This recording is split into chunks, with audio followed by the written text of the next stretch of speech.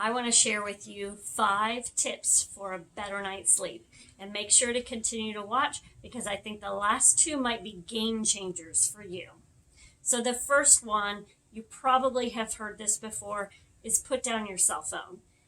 I understand you may have that blue filter or blue blockers, but what I have noticed is that staring at your phone, looking through your phone, you think that it's mindless, but I can guarantee that when you get off, you're not feeling better than what you did before. You're dealing with more stress, more anxiety, all of those things. And that is not how we should be starting our night's sleep. So put down your phone. Number 2 is to practice an evening ritual. So your body can start to sense when you are when it is time to start calming down and get ready for a night's sleep. So if you're rushing around the house, doing all kinds of chores or, getting ready for bed, then your body hasn't sensed that it's time to start calming down. So you need to start practicing some sort of ritual to help you to start calming down. So for myself, I like to read a book each night. I always sit down. I have about an hour of reading time and I will read. And that's what I like to do. And sometimes my body has gotten so good at knowing that sleep time is, I sometimes fall asleep with that book. But though that will help you, finding that ritual to help you ease into sleep better. So whether it's taking a bath or reading a book to your children or watching 30 minutes of Netflix, whatever it is, make sure that whatever you do, you practice it every single evening so that it helps you to tell your body that it's time to start getting ready for sleep. The third one is a breathing technique that I use. And this can be used anytime that you are anxious because it helps to calm the nervous system. But I like to do this right before I go to bed because it also calms the nervous system.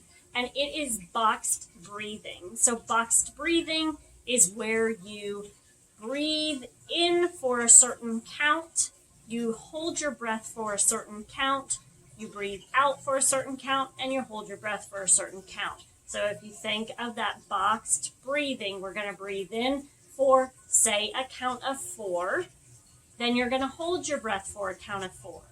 You're going to breathe out for a count of 4, and then hold your breath for a count of 4. And the goal would be to start lengthening the amount of time that you're taking with breathing in and breathing out, working up to about an 8 count if you can. That's going to be much more difficult, especially if you're counting slow, but that is going to start to calm the nervous system and allow your body to kind of reset and rest. The 4th tip that I have for you is one of the game changers, and that is ashwagandha. So ashwagandha is a medicinal herb. It is helps with depression, anxiety, stress, and for many of you who have evenings where your mind just races, this might be the difference between a good night's sleep and not. The one that I have is Herb Farm. It is alcohol-free and organic, and you can use it before you go to bed. Another time that I like to use it, I'm more of an anxious person.